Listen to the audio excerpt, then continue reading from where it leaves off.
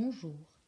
Dans le chapitre des asymptotes, nous allons d'abord regarder ce qu'est une asymptote verticale.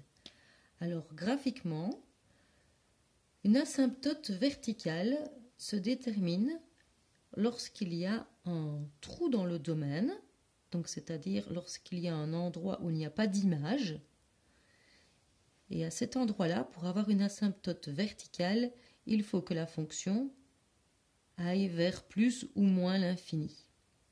Donc par exemple ici, on voit que la fonction à droite de 3, de x égale 3, va vers moins l'infini, et la fonction, à gauche de 3 va vers moins l'infini, et la fonction à droite de 3 vient de plus l'infini. Donc ici, on a bien une asymptote verticale en x égale 3, et évidemment, on peut le retrouver en calculant les limites.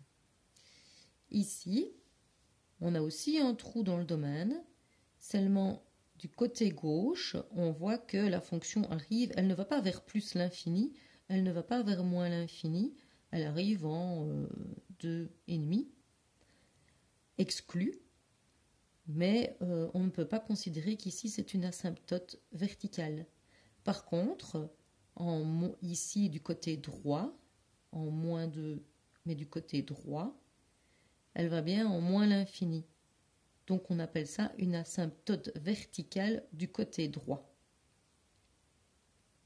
Par calcul. Par calcul, il faut d'abord que le domaine de définition ait un point adhérent, ou en tout cas qu'il y ait un trou dans le domaine pour permettre donc cet endroit où il n'y a pas d'image.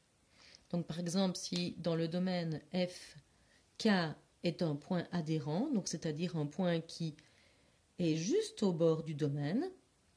Si on regarde la limite lorsque x tend vers k de la fonction et qu'on voit que ça nous donne plus l'infini ou moins l'infini, on peut en conclure qu'on a une asymptote verticale d'équation x égale k. Donc par calcul, pour pouvoir calculer l'asymptote verticale, il va d'abord falloir faire le domaine de définition, voir s'il y a un nombre, un réel qui est adhérent. On fait ensuite la limite lorsque x tend vers ce réel, voir si ça nous donne plus ou moins l'infini, et du coup, si jamais c'est le cas, on a une asymptote verticale.